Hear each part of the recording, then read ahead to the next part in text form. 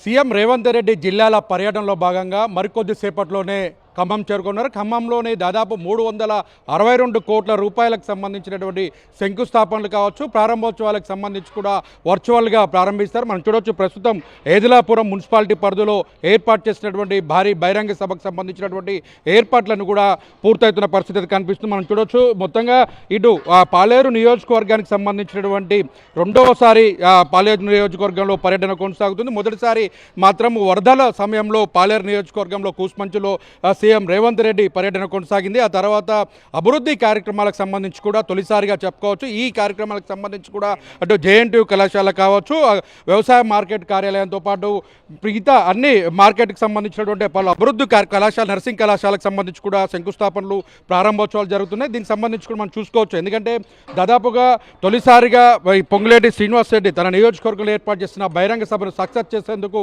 కార్యకర్తలను పెద్ద ఎత్తుగా తరలించేందుకు ఏర్పాట్లు కూడా చేస్తున్నారు. దీనికి సంబంధించి దాదాపుగా 1500 మంది పైగా పోలీస్ సిబ్బంది కూడా విధులు నిర్వహిస్తున్న పరిస్థితి. ఎలాంటి అవాంఛనీయ సంఘటనలు జరగకుండా ఉండేందుకు పెద్ద ఎత్తున కూడా ఏర్పాట్లు చేస్తున్న పరిస్థితి కనిపిస్తుంది. మొత్తంగా ట్రాఫిక్ ఆంక్షలకు సంబంధించి కూడా సిపి ఇప్పటికే అందరి ఆదేశాలు జారీ చేసిన పరిస్థితి. అటు కొత్తగూడెం, ఖమ్మం నుంచి వచ్చేటువంటి వెహికల్స్ మళ్లించారు. అదే హైదరాబాద్ నుండి వచ్చే వెహికల్స్ని కూడా పూర్తి స్థాయిలో మళ్లించారు. అయితే ఇక్కడికి సీఎం పాల్గొన్న తర్వాత ఈ సభకు సంబంధించి కూడా అటు మున్సిపల్ ఎన్నికలకు సంబంధించి కొద్ది రోజుల్లో జరగనున్న ఎన్నికల నేపథ్యంలో ఒకసారిగా ఓరాల జల్లు కురిపించే అవకాశాలు కనిపిస్తున్నాయి. ఎందుకంటే ఇక్కడ మన పాలేరు నియోజకవర్గంలోనే ఏదిలాపురం కొత్తగా ఏర్పడిన మున్సిపాలిటీకి సంబంధించి చెప్పుకోవచ్చు. అయితే ఈ మున్సిపాలిటీకి సంబంధించి కూడా అటు మంత్రి పొంగులేటి శ్రీనివాసరెడ్డి నియోజకవర్గంలో ఉన్న సొంత కాబట్టి ఈ మున్సిపాలిటీని కైవసం చేసుకోవడంతో పాటు రాష్ట్రంలోనే అత్యధికంగా మున్సిపల్ కార్పొరేషన్ ఎన్నికల్లో విజయకేతనం ఎగిరేసే దిశ నిర్దేశం చేయనున్నారు. ఇక్కడే అటు అంటే మొత్తంగా చూసుకున్నట్లయితే మంత్రులతో అదేవిధంగా ఉమ్మడి ఖమ్మం జిల్లాకు సంబంధించినటువంటి అధికారులతో కూడా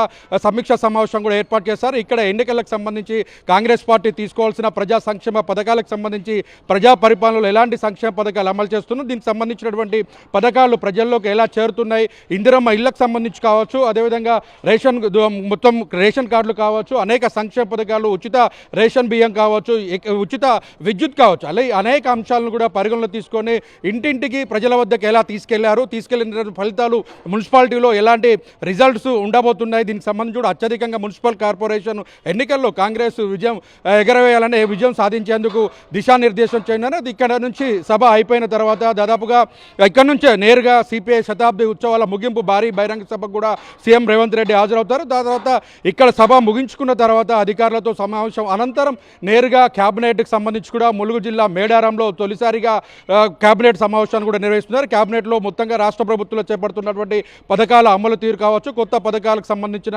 అంశాల వరాల జల్లుకు సంబంధించి కూడా ప్రత్యేకంగా ప్రకటన చేసే అవకాశాలు కనిపిస్తున్నారు. మనం చూస్తున్న ప్రస్తుతానికైతే ఎన్నికల నేపథ్యంలో సీఎం పర్యటన ఆద్యంతం ఆసక్తి రేపుతున్న పరిస్థితి. కొత్తగా ఏర్పడిన మున్సిపాలిటీలు కావచ్చు, మొత్తంగా అత్యధికంగా మున్సిపల్ కార్పొరేషన్ ఎన్నికలకు సంబంధించినటువంటి విజయకేతనం ఎగురవేసేందుకు అటు కలిసి వచ్చినటువంటి మిత్రపక్షాలు కావచ్చు, ఇటు బీఆర్ఎస్ పార్టీ చేస్తున్న పదే విమర్శలను కూడా ఇదే వేదిక పైన కూడా కౌంటర్ చేసే అవకాశం ఉంది. ఎందుకంటే ఇప్పుడు రెండు తెలుగు రాష్ట్రాలకు సంబంధించినటువంటి నీళ్ల వివాదానికి కూడా అటు చంద్రబాబు నాయుడు కావచ్చు, ఇటు రేవంత్ రెడ్డి కూడా కూర్చొని మాట్లాడుకుంటే వివాదాలు ఉండవు, నీళ్ళ పంచాయతీ ఉండదని కూడా చెప్తున్న పరిస్థితి. దీంతో ఒకసారిగా నీళ్ళ వివాదాన్ని కూడా ఇక్కడ పులి స్టాప్ పడే అవకాశం ఉంది. సంక్షేమ అభివృద్ధి పథకాల అమలు తీరుపైన కూడా స్పష్టం చేసే అవకాశం ఉంది. ఇక్కడ నుంచి వరాల జల్లు కురిపించే అవకాశాలు ఉన్న నేపథ్యంలో ఆసక్తిగా ఎదురు చూస్తున్న పరిస్థితి. ఉమ్మడి ఖమ్మం జిల్లాకు సంబంధించినటువంటి మున్సిపల్ కార్పొరేషన్ ఎన్నికలకు సంబంధించినటువంటి తాజా అప్డేట్స్ కూడా పూర్తిగా ఇక్కడి నుంచి అందించే అవకాశాలు కనిపిస్తుంది. ఏమైనప్పటికీ ఇక్కడ జరుగుతున్న భారీ బహిరంగ సభపై ఆసక్తి ఆద్యంతం కూడుకుందని కూడా చెప్పుకోవచ్చు. Cameraman విజయ్తో Saidulu 10 TV